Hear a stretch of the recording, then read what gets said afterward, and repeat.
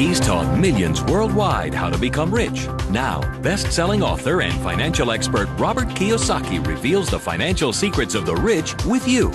See how Robert's simple formula for personal wealth can transform your life and put you on the path to true financial freedom. 60 Minutes to Getting Rich begins right now.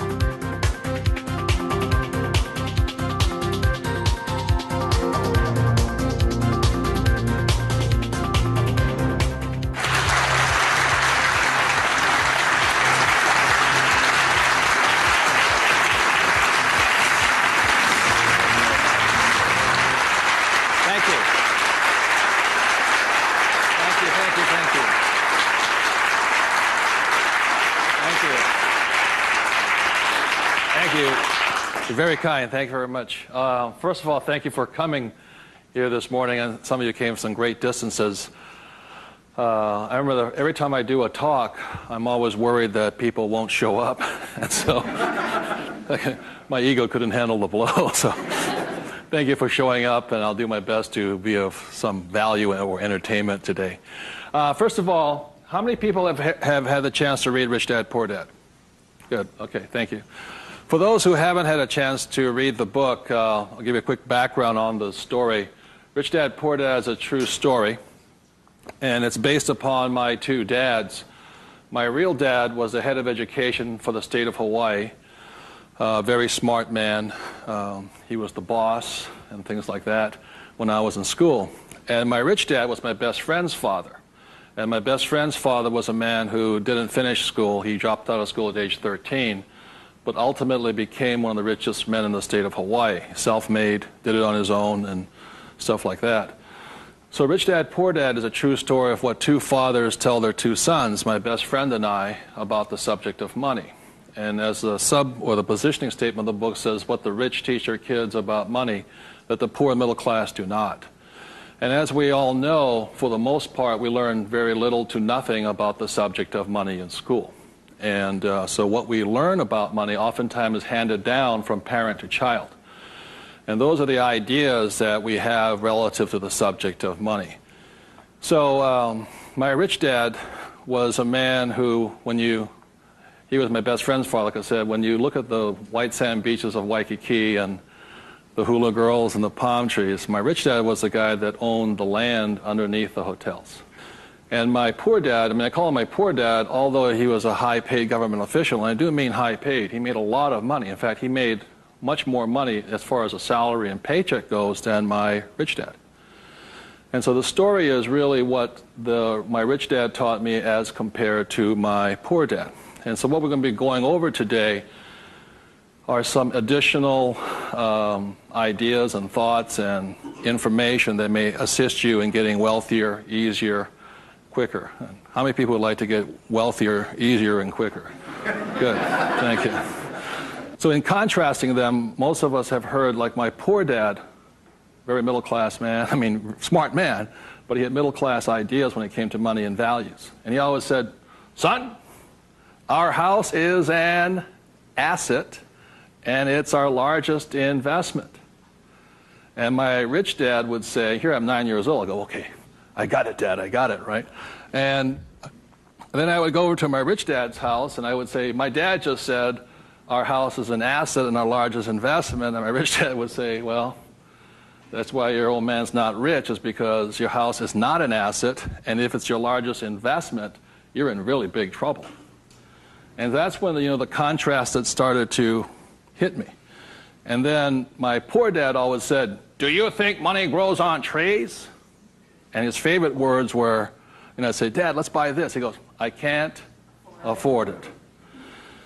And my rich dad said he forbade his son and I from ever saying the words, I can't afford it. He said, the moment you say you can't afford something, it becomes true. So the power of the spoken word or your thought has the ability to become what you think is real in the world. So if you say, I can't afford something, that becomes your real world or reality. And what my rich dad said instead was, instead of saying I can't afford it, simply say, how can I afford it? Or in school, a lot of times, I'd say, hey, Dad, guess what? I'm going to be a millionaire. He goes, you can't do that. And my rich dad said, never say you can't do something. Ask yourself, how can I do it? And he said, and just in the switching of those words, if you say, how can I afford it, your mind opens up to the possibility. And your mind then has to go to work. This is your single most powerful tool you have is the brain. But if you say, I can't afford it, then the thing goes to sleep and it sits there, goes dormant, and doesn't have to do any more work. You're the one who's doing the work then. So those are some of the subtle, differences. My poor dad, the school teacher, the head of education, always said to me, he says, son, go to school, get good grades, get a safe, secure job, high-paying job, and work hard.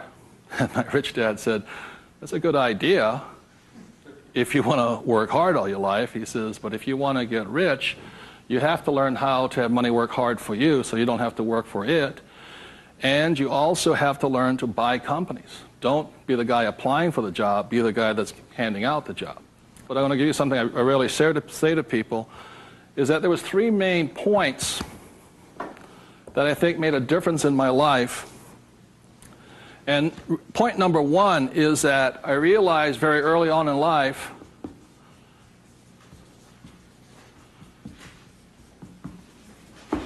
money is a what? Idea. It's whatever you think it is. Now, when people say, well, how can I get more money? I say, well, just first change the way you think. Change your ideas. That's the good news. That's all you have to do. I realize when I talk to people about money, I'm slamming straight into their ideas. And a lot of times with money, there's several subjects you don't talk about at the dinner table: sex, religion, politics, and money, and whatever. And the reason for that is it's a very volatile subject. Whereas in my family, my poor dad, the school teacher family, was, I'm not interested in money. Money is not that important to me. I began to realize that was my poor dad's idea, was his attitude. Whereas my rich dad always said to me, money is power. Money gives you power. Respect it. Treat it respectfully. So there's all these different ideas about the subject of money. The thing I hear people say is, I'll never be rich. And that becomes a self-fulfilling prophecy, you see. And that's why money, just as an idea, is so, so powerful. And when I talk to people, I oftentimes ask them, I said, what did your parents tell you about the subject of money? Because that becomes real. If you were told, go to school and get a job, see, many of us may not be in the same profession, but we're following the same path. And most people did not come from families that were rich. In America, less than 1 out of 100 people at age 65 becomes rich. In the richest country in the world. 1 out of 100. 4 become wealthy. I think 56% are dependent upon the government or a pension to take care of them. And they start going downhill. So what I had to do, what I'm going to be talking to you about, is I had to watch my ideas, I had to watch what I said, and I had to watch who was giving me the ideas. Okay? Because they're not the same. Like you go to one doctor and they say, eat a low-fat, high-carbohydrate diet. You go to another doctor, they say, eat a high-fat, low-carbohydrate diet. Somewhere you got to make your choice. Number 2, the thing that I learned by having 2 dads with their contrasting points of view, I realized this really early on.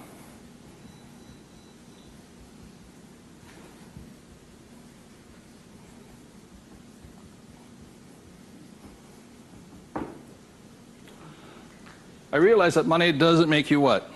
Rich. Because my poor dad made more money than my rich dad. So I think one of the biggest mistakes we've been going into is a lot of times people actually think if I win the lottery, then I'll be rich. Or if I go to Vegas or gamble or my luck changes, then I'll be rich. It has nothing to do with it. Money is a very powerful tool, as my rich dad used to say. If you use it well, it'll make you richer. If you abuse it, it'll make you poor. So one of the big things that my poor dad made the mistake of saying, he always thought that if he got a pay raise, that would solve his money problems. And the trouble is, every time he got a pay raise, he got bigger problems. So it made him poorer and poorer the more money he made. Does that make sense, you guys? That was a very big problem with him. And then the third thing I realized by having 2 dads and having 2 contrasting points of view was that there's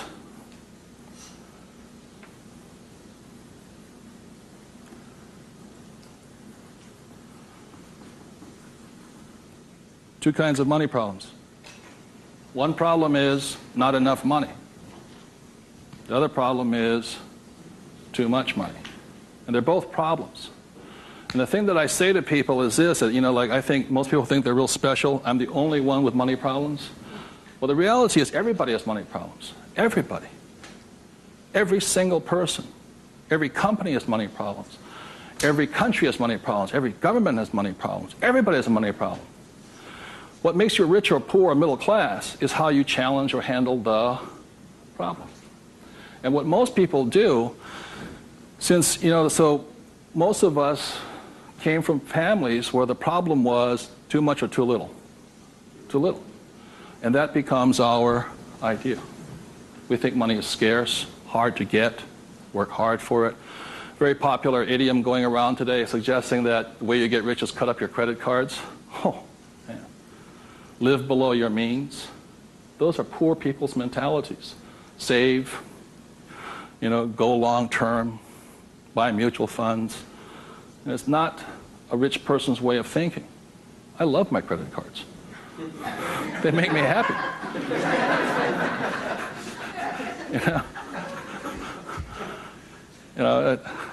I drive, it says, drive a cheap car. I don't look good in a cheap car. I don't feel good. Now, the point I'm making here, again, there's poor, middle class, and rich. And very early on in my life, I really realized that being poor and struggling did not look good on my face. I did not like it. But I grew up in a family that if you were rich, the idea was that you were crooked, evil, not caring, inhuman, not generous, and all that stuff. So if I said I want to be rich, then I went against my family's values. It was tough having that. Now, the other thing I saw was that by my rich dad managing his money well and becoming a business owner and an investor, that he got richer and richer and richer. Then he had a different kind of problem. His problem was too much money. And my rich dad said to me when I was about 18 or 19 years old, he said, son, there's two kinds of problems. Not enough or too much. Which one do you want? And at that point, does it make, and so I made an obvious choice. I said, I like the one with too much. I want to have that problem. And it's a very big problem. So knowing these three different things, I could make different distinctions and different choices in my life. The big point I want to make today is that money comes down to fundamentally a choice. That's all it is.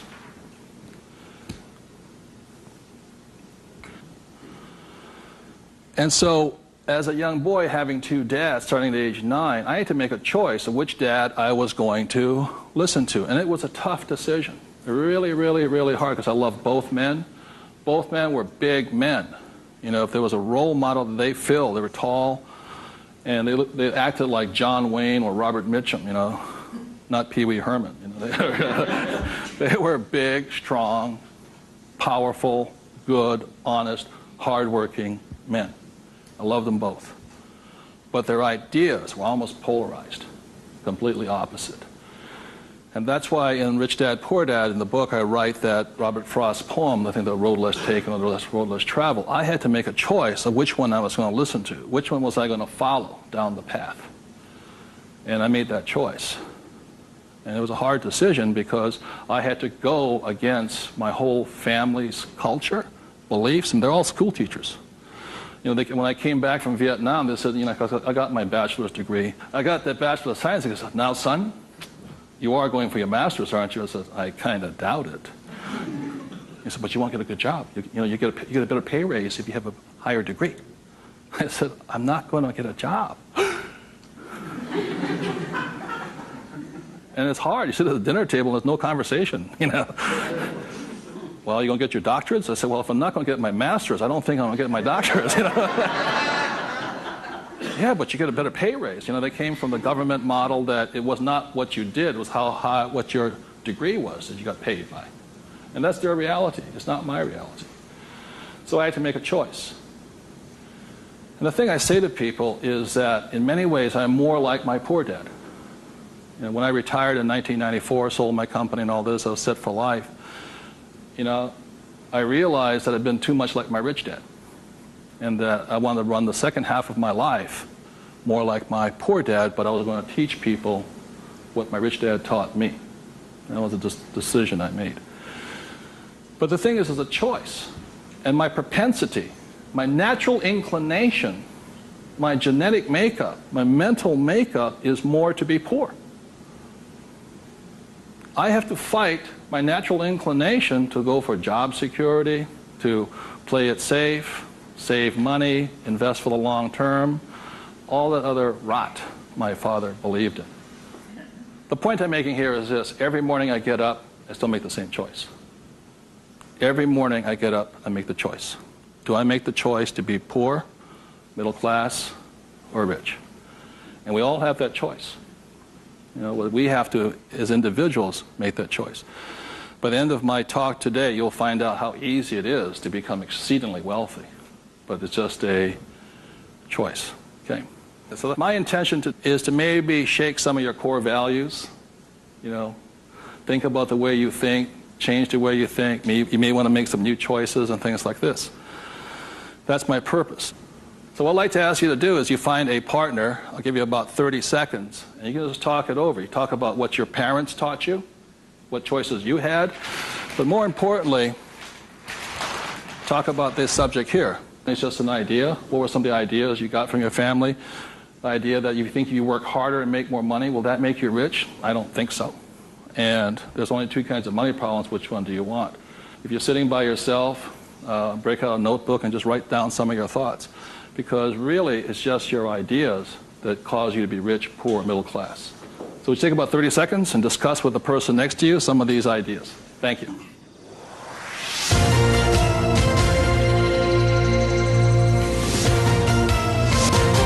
The main point of the book, Rich Dad, Poor Dad, for those who have not read it, so this is book number 1. The main message and the point is the importance of financial literacy. Can you read a financial statement? So, again, comparing my rich dad and my poor dad, the school teacher, was very word literate. I mean, he read a novel a week. He read constantly. And he used to say to me, you know, readers are leaders and leaders are readers. I said, good. And I go see my rich dad, who didn't read that much. He says, but the difference between your father and I is I can read numbers. So so Rich Dad, Poor Dad is very simply about the numbers. And this is an income, expense, assets, and liability. And that's the basis of financial literacy, a financial statement. Now, the problem, and so what it is about the difference between assets and liabilities, things like this, and this is really what the book was about. You know, the thing about asset, my father would say our house is an asset, and my rich dad would say it's not, because very simply assets, according to my rich dad, asset will put money in your pocket whether you work or not. And a liability will take money from your pocket whether you work or not. That was very simply it. The important things about a financial statement is that it allows you to see the truth instead of being stymied by other people. My bankers never asked me for my report card yet, you know.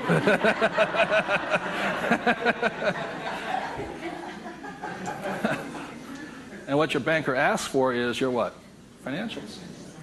Because what a banker wants to see is your financial intelligence, not your academic intelligence. And both are important. Academic intelligence is important, you know, forever. But so is financial intelligence. So what my rich dad said, your financial statement is your report card once you leave school. And the problem is 99% of the people leave school and they don't have a clue what a financial statement is, much less what a checkbook is. You know, they know credit card, but they don't know much beyond that. And so they're easily swayed with the idea your house is an asset, and that's what gets them in trouble. They can't tell the difference between an asset and a hole in the ground. So that's a big problem there. Okay?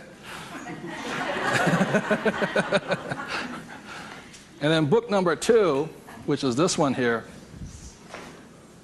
was the cash flow quadrant. Quadrant means 4. And the quadrant was the 4 people that make up the world of business. E stands for employee, S stands for self-employed, B stands for business owner, and I stands for investor. So my poor dad always said to me, son, go to school and get a job. So he was programming me to come here. But I kept saying, but I want to be rich. And my mother says, yeah, don't listen to your dad, My mother was a nurse. And she says, if you really want to be rich, you should become a doctor. They make a lot of money. So my mother was saying become, specialist, self-employed, or small business owner, independent. You hear people say, if you want to be successful, get a profession. Something you can fall back on. Become a plumber, electrician, attorney, accountant, something you can fall back on. Because these guys are the smart guys. These are the people that become doctors, lawyers, accountants, and they're really the brains of the class. My rich dad said to me, Robert, you make a lousy employee. You can't follow orders. You don't like sitting still. And you're not very smart. I said, right. He says, you'd be very good over here. He says, because these guys aren't that smart. And that's the truth. That's why some of the richest people on earth are over here, because they're not smart. But they know how to surround themselves with smart people. And that's one of the biggest differences. And the other part is the investor. And the investor uses a different mentality, different emotions. The investor wants their money to work for them. And their words are, what's my return on investment? How soon I get my money back? See, most people have the money in a 401k. That's not an investment plan, it's a savings plan. An investor would not do that because it ties that money up too long. I want my money in and I want my money out. I want to know when it comes back to me. It's called velocity. How soon do I put it in? How soon does it come back? Savers put it in and they leave it there forever. It's a different value system. My rich dad said, you always tell an employee by their words. They use the same words all the time. So an employee will always say, I'm looking for a safe, secure job with benefits. Always. My rich dad also said you can always tell a self-employed person because they'll say such things as, I'm going to charge you 6% commission, like a real estate salesperson, or $100 per hour, or I'm going to charge you for the job by this much. So they go, for these people, time is money. And the business owner, what they say, I'm looking for the smart people, best people, I'm looking for the best system. They don't, because they want to move on and start another business. They want to have multiple corporations. Very big difference. And an investor says, I want an ROI. Now, the theme song for the self-employed, the difference between the small business owner and the big business owner is very simply this. A big business owner, if they do the job right and build the company, they can leave. And when they come back, the company's doing better without them, more profitable because they have the bright people running it. A self-employed or a small business owner, if they leave, the income goes where? Down. Or if they have employees, they just ferret out they just take everything falls apart. So that's the difference. And also the difference between an S and a B is the size of their ideas. Like a lot of times I meet people come up to me and say, I want to start a hamburger stand. One hamburger stand, Whereas the same guy named Ray Kroc comes and says, I'm going to build a hamburger stand all over the world. Difference in vision, idea, and leadership skills. They're very, very different people. And the reason they're different is because emotions. This person here values, it's fear, so they want security. Security drives them hard. So they're fearful. This person over here is lack of trust. And these guys, they're highly specialized. They're also the most satisfying, because they have their own time, their own life, and all this. They're very happy this way, but it has its limitations also. And generally, these people are limited to about $500,000 a year max in here, just because time is money. Over here, it goes unlimited, how much you can earn. So there are very, very big differences in the thing. The investor here, their thing is they're neutral, emotionally neutral. In other words, what that means is they don't care if you're winning or losing. When somebody says, I'll go to somebody, the stock market's going to crash. The mutual funds get wiped out. They're not neutral. They're reacting. A true investor doesn't care if the market goes up or the market comes down because they're going to make money either way. That's an investor. They really do not care. They know that losing is part of winning. It's called money management, how well you do that and all this. Very, very neutral. And this person over here, the emotion is patience. You have to be patient. These guys want to get paid now. These people may not get paid, I think the average is 3 years, right? They don't get paid. That's why the first question when somebody comes to ask me to invest in their company, I say, are you willing to work for free for 3 years? They go, no. I said, well, I don't invest with you. Because you're still thinking like this. So those are the emotional differences. Because today, just being an employee is suicidal. Today you have to be employee plus an investor. You can be self-employed plus investor. Okay, you have to be on both sides of the quadrant, is what I'm saying, minimum. Whether you're here, here, or here. If you ever want some time off, you have to be an investor today. So very simply on, starting from the age of 9 and 10, I started here and I stayed here. That makes sense, you guys? I stayed here. Because this is my money working hard for me, so I don't have to work hard for money. It's a different point of view, and very, very different. The rich have the best investments, number one, because they have money. People say, how do you find the deals? I say, get rich. Because if you have money, they come find you. It's really simple. The thing about this one here, the richest or the fastest game in the world played today, the way to get rich forever has been this one. I talk about in this book how my rich dad went and bought one of the best pieces of white sand beach in Hawaii. And I said, how did you afford that? He wasn't making any money. He didn't have a job. He wasn't this. He says, how do you afford the best piece of beach in Hawaii? He says, personally, I can't afford it. See, none of these people could afford it either. It was about $10 million. Individually, you cannot afford it, but your business can afford it. It's one of the biggest secrets of all. So the reason I started here and learned to build businesses so I could invest. So I can take down bigger and bigger properties by this. Individually, I cannot do that. I don't earn enough money as an individual, but my company can. So the thing about the third book, which is Rich Dad's Guide to Investing,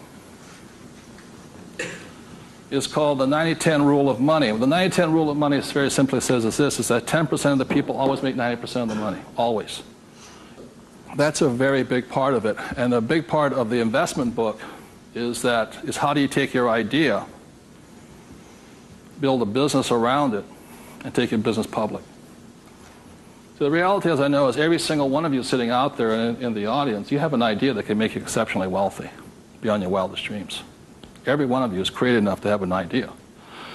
The trouble is, when you went to school, they didn't train you to be a business owner.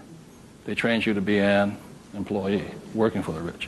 What the rich have the ability to do is take their ideas and create massive businesses out of them. So you have your business, which does your investing for you.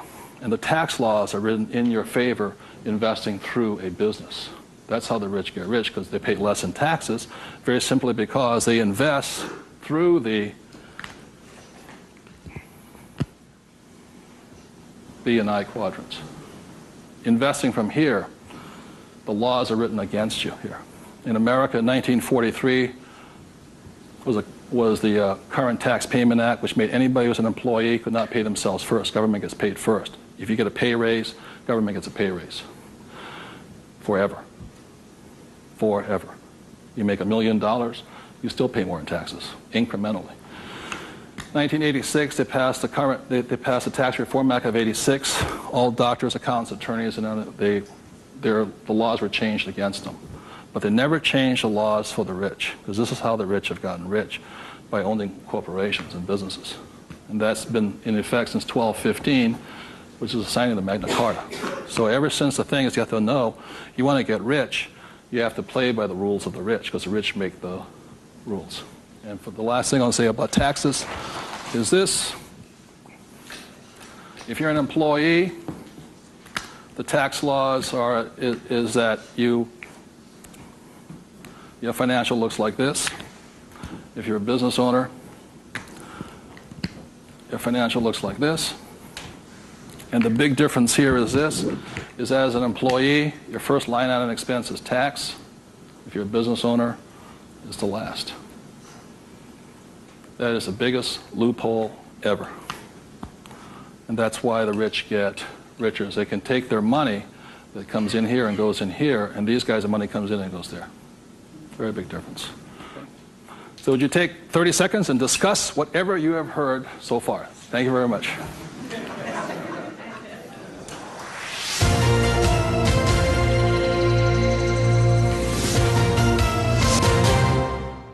One of the ways I understand that money does not make you rich, when I was in my 20s, late 20s and early 30s, I became a millionaire. And it went straight to my head. And you know, when you have money, you think your IQ goes up. And in reality, your IQ goes down, you know. And it was fast cars and even faster women. And I was a millionaire, bon vivant, around Waikiki. Now, I don't regret a thing. It was a lot of fun. But the more money I made, the more stupid I became. Anybody ever had that problem? So that's how I learned. I made a lot of money, and it made me instantaneously poor because I still had poor habits here. You see this right here? This is financial literacy or financial intelligence. If you cannot read a financial statement, you cannot tell what's happening. You cannot read. And what you don't see here is how the rich make more and more money because of this one little loophole here. You know, that's my account.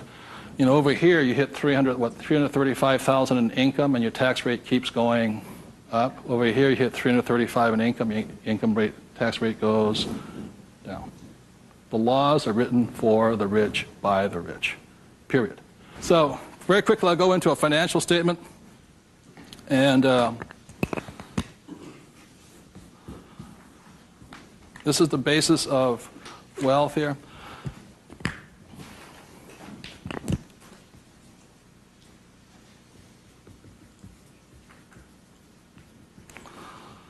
So what happens to most people is they say their house is an asset and all this. My rich dad said, your house is not, whether a house is an asset or not, has nothing to do with this thing here. It has to do with the most single important word in business, and that word is called,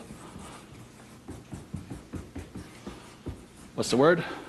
Cash flow. It's cash flow determines it. So, very simply, when I was 9 years old, my rich dad said an asset is something that flows money into your pocket, and a liability is something that takes money from your pocket. Just because your banker or your accountant says your house is an asset doesn't mean it's an asset.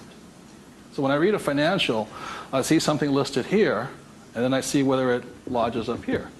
Now, if it doesn't lodge up here, then it must be going this way. It's going out the expense with no income. Does that make sense, you guys here? That's a very simple way of looking at it. Now, taking it one step further,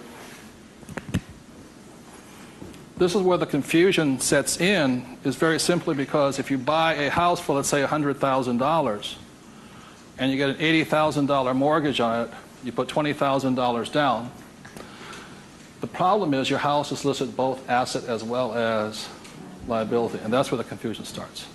It's listed in both sides, and that's the problem. So the thing here is this, and by the way, the word mortgage comes from the French word mortir, which means death. You know, so that means you're engaged until you're dead with the house, and staggering. So let's say you buy this little green house here. Okay. The way you know it's an asset or liability is, let's say I use it as a rental property, and after paying all taxes, you know, taxes, insurance, and expenses, and all this stuff, I make $100 a month. It shows up over here under income of $100 a month. Now, if let's say I have a tenant who trashes the place, doesn't pay me rent, takes me a year to evict the bugger, immediately that house becomes a what? Liability. So the house can be either asset or liability, but it's not because it's an asset or liability listed here. What determines if it's an asset or liability is income and expense. So what makes a person struggle financially is that what they do is they go out and buy a house, and they call it an asset. So you have a house mortgage over here. You buy a car, you call it an asset. You buy yourself a Gucci suit, that's called an asset. You get a gold watch, it's an asset, and all this. But they're really what? Liabilities. And so what happens is, I can tell if a person's rich or poor or middle class very simply by reading the financial. I can look at the financial and see this. If money's coming in and money's going out, this is the cash flow pattern of a poor person. It's not how much money you make. It's how you spend your money. I know a doctor here in Arizona, he makes over $500,000 a year. But he spends $525,000 a year. It comes in and it goes what? Out. He thinks like a poor person. Okay. The average middle class person, because they have a job and the bankers like people with jobs and all this, they get all this stuff. This is their cash flow pattern. They have huge long-term liabilities. They're illiquid. Okay? And this is the cash flow pattern of the great middle class who think they're rich. My rich dad said, it's just because you live in a big house, have a nice car, and wear nice clothes, doesn't mean you're rich. You could be broke, more poor than the poor person. So the difference was, for me, was that I spent my life learning how to acquire assets. So I don't need a job. The object was never to work for money. It was to learn to acquire assets that put money in my pocket, either stocks, bonds, real estate, businesses. So this is the cash flow pattern of the rich.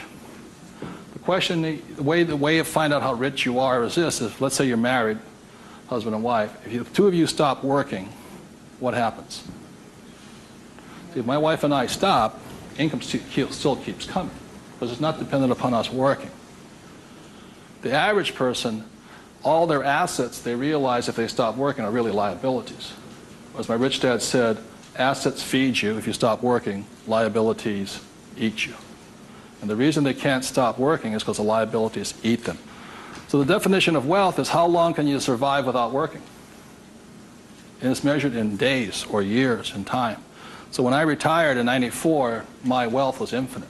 In other words, I always had more than enough money coming in that was greater than my expenses. And that's a way of thinking. Would you please take 30 seconds to discuss that thing on cash flow? It's cash flow that determines if you're rich or poor, okay? Thank you.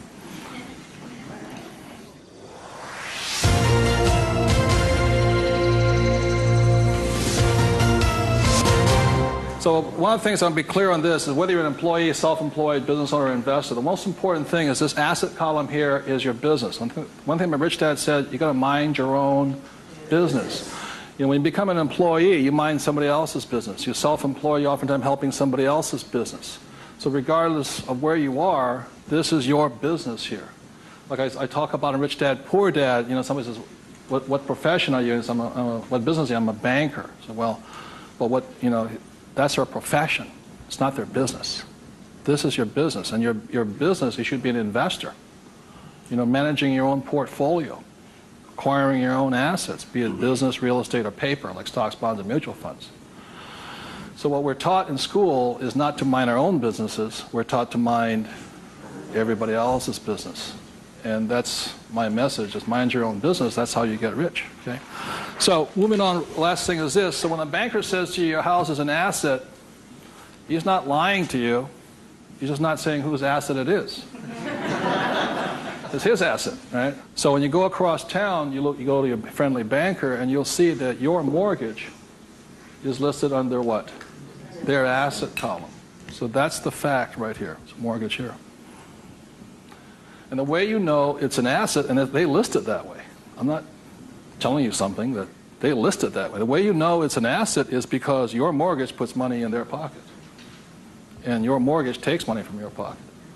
You see, it actually goes like this. It's a complete circle. Now, so that's why they're not lying to you. It's just saying, they're not saying whose asset it is, it's theirs. Now, the other part about it is when you save money over here, it's really your asset. Now, if a balance sheet must balance, it has to balance someplace else. You go to the bank, where does it balance?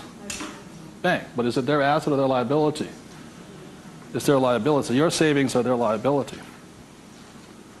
Notice that? Because they have to pay you money for your money. And it's cash flow determines that. Now, if you notice something else too, you get tax incentives to be in what? Debt, and you're taxed for having savings.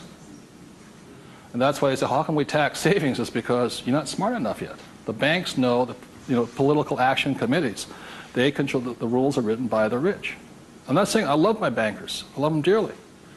But you have to know the difference between assets and liabilities, and whose rules are you playing by? Poor, middle class, or the rich? Got it?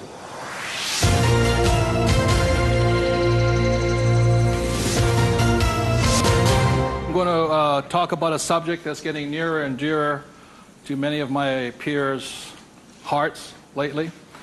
And the subject is retirement, or the lack of the ability to retire. So I said the way I retired early has to do with the issue of this.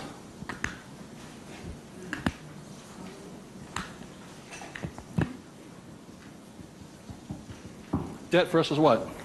Equity. The reason I could retire early was because I'm in debt. I borrowed my butt off to retire early. The average person is going to take to 65, 75 as long as possible because they're trying to retire on what? Equity. In other words, they're going to try and use their hard-earned cash to retire, where I would rather use the bank's money to retire. So I am in debt up to my eyeballs. Because the reason is I know some of you out there, because I'm sure some of your parents told you to get out of what? Debt. Well, that's not that intelligent. Because you have to know there's good debt and what? Bad debt. And most people are loaded with what? Bad debt. And if you want to get rich, load up with what? Good debt. And the question I asked those bankers, I said, let me ask you this. How long would it take you to save $1 million? I'll ask you guys, how long would it take you to save $1 million? A couple of years at least, right? Yeah. How long does it take you to borrow $1 million? About 10 minutes. If you have good financials. And that's the difference. And that's the price people pay for not being educated in this world, to think that they have to work hard, save money, and finance your retirement on equity. I'd rather do it on debt. And the way I do it on debt is my banker will always lend me money on a thing called real estate. Always. They will not lend me money to buy stocks, but they will lend, even if it's bank of what stock, their own stock, they won't lend me $1 million for 30 years at 8%. But I find a commercial building, $1 million, 8%, 30, they'll all day long. The thing that scares me right now is never have so many people in the history of the world bet their retirement on the stock market. And they've bet real money. Am I correct? And trust me, the market will crash. Always has and always will. Now, those taking deep breaths right now, because you're not, because that should be good news. Because if it crashes, that's when you get rich. But the people who have been trained to think of playing it safe and all this, they're going to be in terror. Completely different point of view. So the point I'm making here is this. One of the reasons I wanted to get educated, understand cash flow, play the game, was just so I could borrow money faster. When my poor dad always said to get out of debt. Debt was bad. So I just called, I just called my broker down the street here. I said, I need 2.4. He says, come in and sign the paperwork. That was it. 2.4 million, just sign. Now, because I can take that money and make 10 million out of it, the average person will go on vacation with it. Or buy a big house or buy a boat. It's called fiduciary responsibility. If you can prove you know how to manage your money and you have the good financials, plus you have a couple of million in cash, they'll lend you all the money you want. Because they know my problem is too much money. And the reason I buy real estate is because I get more tax breaks. Real estate is a game of the rich, not paper. It's a really interesting world. So what I'm going to go into is how you can get to the point where you don't, I'm not recommending just go out and borrow today, especially if you have no education. I spent 40 years getting here to the point where I can call my broker up. Before, 10 years ago, I'd call them up and they'd laugh. How much do you want? Well, I took that as a feedback that I had to improve my financials. Does that make sense to you guys here? To the point where they would say yes. So the difference between my poor dad and my rich dad was this. My poor dad always said, get a high-paying what? Job. Big mistake. Because the trouble with a high-paying job is you get taxed. So my rich dad said, so was my poor dad, high-income job. That was the key to success. That's a very middle-class, pedestrian point of view. The rich know this. It's not how much money you make. It's how much money you keep. You've got to keep it. It is not how much you make. It's how much you keep. It's called the income to expense ratio. In other words, how much drops to your bottom line. Does that make sense to you guys here? How much drops?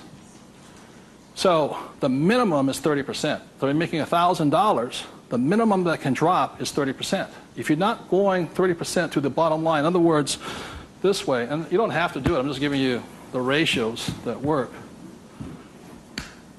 If you have $1,000 coming in this way, then 300 needs to hit here somehow. That's the ratio. The average person, you know how much is hitting here? Nothing. That's why they're poor. They're making more and more money, a high-paying job, you know. I went to the university to get a high-paying job, and I'm now at GS-19, and I'm getting more money, but less is dropping here. Does that make sense to you guys here? Because they're buying more what? Liability. It's called the income-to-expense ratio. How much is dropping? That's what counts. I listened to Sir John Templeton.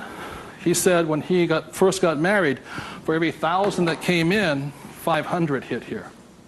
That's what makes the rich rich. It's not how much they make, it's how much they keep. It's a matter of focus. And my poor dad always said, I'm making more money. My rich dad says, I'm keeping more money. Big difference, huge difference in long-term wealth. It's how much is hitting this here. So the thing I have is an exercise that'll prove that anybody can be rich. And when I was a little kid, my rich dad gave me one of these. He gave me 3 of these little things. They're called what? Piggy banks. So if you want to get rich, go out and buy 3 of them. Okay? 3 piggy banks. That's all it takes to train yourself to think to be rich. Now, for every piggy bank, so you have 1 piggy bank, 2 piggy banks, 3 piggy banks. 1 is for saving, 1's for investing, and 1 is for tithing or charity. Very important to give. The decision you make today, I'm talking about choices. You can say, well, that's too simple, you know. But the choice you make is for the rest of my life, or for the next 90 days, whatever you can handle, how much am I going to put in each bank every day? Not once a week, every single day. Because what you're training is your brain to think like and act like and be like a rich person. You're dropping it to the bottom line. So, let's say the most you can handle today, given your horrific financial brilliance, is $1. Good. Now, I don't care the dollar amount, but I do care that you do it. It's like going to the gym and saying, you know, today I look like a sumo wrestler, but tonight I'll look like Arnold Schwarzenegger. It's not possible, you know what I mean? It's not going to happen. So how many people right now could say for the rest of your life, with 3 piggy banks, you'll put $1 a day away per bank? Good, right? I mean, it's not, and everybody can do it. But the problem is, most people won't. And that's the difference. But once it hits your piggy bank, it's yours for the rest of your life. You pass it on for generations. That's what the rich do. The middle class finds some cheap and tacky excuse to break the bank. Am I correct? You know, I got to spend this money. That was my poor dad. Well, if I make more money, I'll get a pay raise next year. The government, you know, be a GS-19. But they kept breaking the bank. Now, it has nothing to do with the dollar amount. It has to do with the habit, the way of thinking, that this is more important to me than eating. It's more important than my kids' clothes. More important than everything else is this. This is first. So start with $1. Everybody can do that. All it is 0 to go to 10. Now, at this point, people say, well, that's not that tough. Try $10 a day. Then you see some heartbeats. At that point, you're now at the boundary of what's possible for you. It's only a 0 added on to it. And you want to spend it. Now, if this becomes easy at $10, then just up it to, and you'll find your heart rate going up. So when people say, well, this is a simple exercise, I'm beyond it, then try going to, it is not the dollar amount. I mean, it's not the things, it's the habit. And you know you're a stud.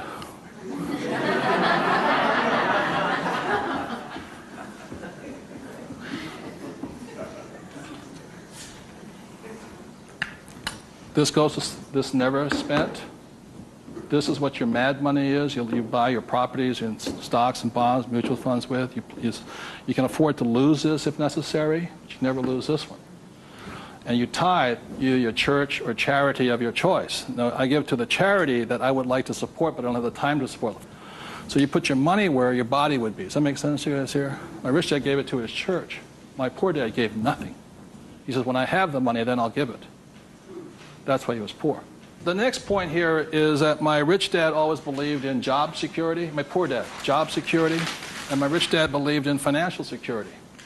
So the way you get financial security is, again, via these three things. This is the basis of it. Savings, investing, tithing. So the way you get financial security is start with this, and then I start investing with this. Does that make sense? My investing account, this is when I had my fun. I play with that money. So the deal here is this, whether you're buying a business, real estate, or paper, the ratio is this. You can ask my wife the question. For every, somebody says, well, I don't have any money. How do I get some money? I said, start with that, the 3 piggy banks. Or how do you find a nothing down deal? The reason they want a nothing down deal is because they got nothing to put down, right? And that's the most risky thing you should do. You can only take a nothing down deal when you have a lot of money to put down, because it's too risky. I can take a nothing down deal because I got the money to cover it in case it goes bad on me. But the point here is this, how I got my experience, how I can find a deal is this. You can ask my wife this. For every one property I buy, how many properties or businesses or stocks do I analyze? 100. That's the ratio.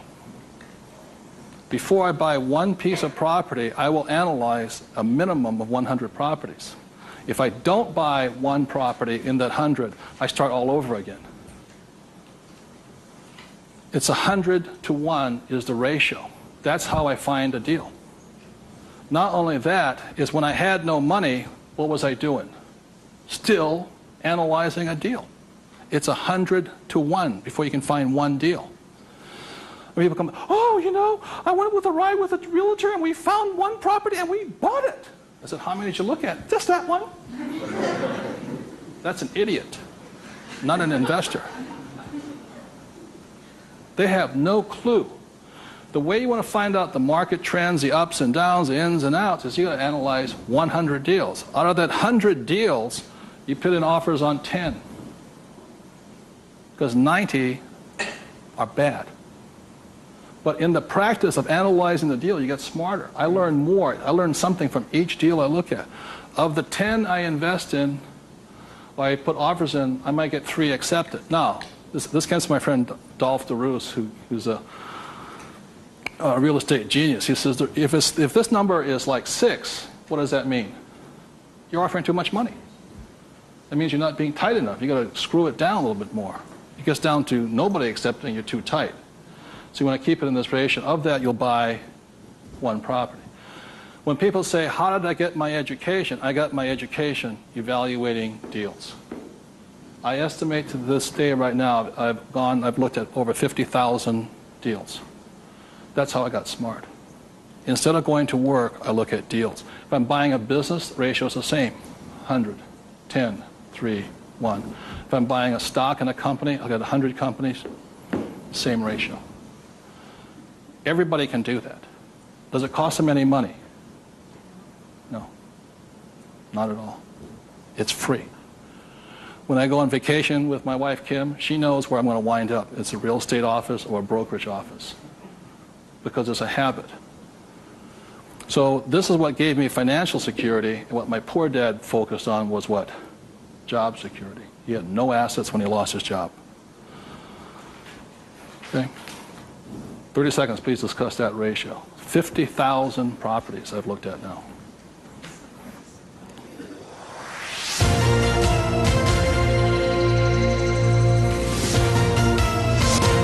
I'm going to do one last thing that, in my experience, keeps most people poor or struggling financially. So you remember the 3 piggy banks? That gives you the money. Doing this, 100 deals. The reason I don't have a job is because it would interfere with me looking at deals. I don't want to do that. I'm looking at a deal constantly. That's the people that work with it constantly. That's all I'm doing is tracking down deals. It's a waste of time to work. I don't get rich. So that's the thing. The second part is most people don't have the time to spend the time to get rich. They're too busy working for the money. And the third part is most people say it's risky or it's fearful or they chicken out. You know, they see a deal. Even if they see it, they back out. And I've seen so many people do it. And the reason for that is because if this is an iceberg, okay, most people, they say, I'm going to get the 3 piggy banks, I'm going to look at 100 deals, but it comes time to put the money, we call it go hard on the dollar. Got to go hard. If this is your conscious mind, let's say, this is your what? Subconscious. Money, sex, politics, religion. This thing takes over. I have seen people go, I might lose money, when the stock market crashes, and what if this is bad, and I'm going to call my accountant, my attorney. This talks. I see him walk away from it. Well, I'll think about it. It doesn't cost you anything to buy a piece of property. Nothing. It costs nothing. It's called you put an option down on it. I sit there and say, well, you got $1 million? I said, here's a $20,000 check. Don't cash it for a week. I'll see you. I option it. Same as in the stock market. Option. I don't use the thing. It doesn't cost you any money to buy a piece of property. But people will talk themselves out of it. Instead of interacting, these guys are reacting. And it's really tough here in Arizona, or you don't know what it's like to be in New York. I'm going, it doesn't make any difference, because the problem is between your ears. Because the fears come up, they start talking. You can't talk to these people at that moment. They're like, and the reason is because of the magic word. What is it? Fear. And what happens to the average person, fear stands for false evidence appearing real. And what I mean by false evidence is that if this starts talking, they'll start gathering the evidence to make sure that it's real. Well, you know that most businesses fail. Let me show you the facts, and let me show you the stats. See, they're looking for all that false evidence. They'll validate, they'll justify it. They'll call their mother, their sister-in-law, their brother-in-law. Yeah, we agree with them. Am I right? Yeah. They'll make it real. It's not real. Like, I got crucified that said, that the 9 out of 10 businesses fail. I said, that's correct. Most of them fail, but one makes it. I said, look, I failed twice. Twice I was part of the 9, but once I made it to the 10. The difference between you and me is you haven't failed at all yet. Yogi Berra once said the great thing about the National League is that if you strike out 7 out of 10 times, you're in the Hall of Fame. So the biggest mistake was by my poor dad, my rich dad. This did his thinking for him. He could give you all the reasons why you failed. When I failed, I felt terrible for about a year. It was horrifying. I lost millions of dollars. Self-esteem, I was homeless again, on the street and all this. But once I got that back, I was stronger. Then I failed the next time. A little bit, 6 months, depression. Third time I hit it.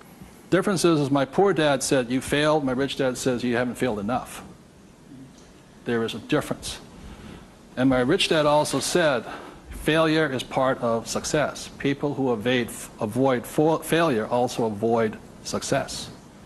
So your biggest expense is not what you spend. Your biggest expense is the money you're not making because you're afraid. So the thing that my rich dad taught me very early on, called fear.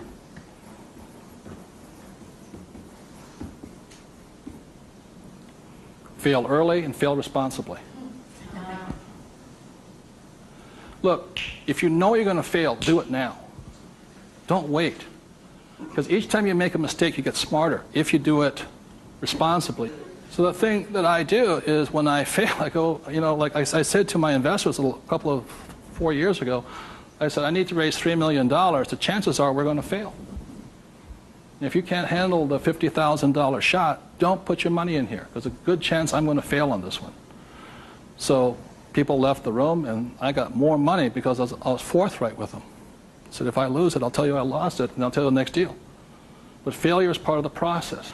So the thing that I say to people is fail early, correct, but fail small. The first deal my wife and I did when we got back into real estate was a $45,000 deal, $6,000 down. If we failed, we would have got smarter than somebody who didn't fail at all. But we didn't. So we pushed the boundary, going bigger and bigger, hoping to fail. While everybody's avoiding failure, I'm hoping to fail because I'm going to get smarter. I open my mind up, I ask people for their advice, I synthesize the data, make my own decision. But I live and die. If I make a mistake, I own this. I apologize, I blew it. I made a mistake. This is what I learned. Continue on.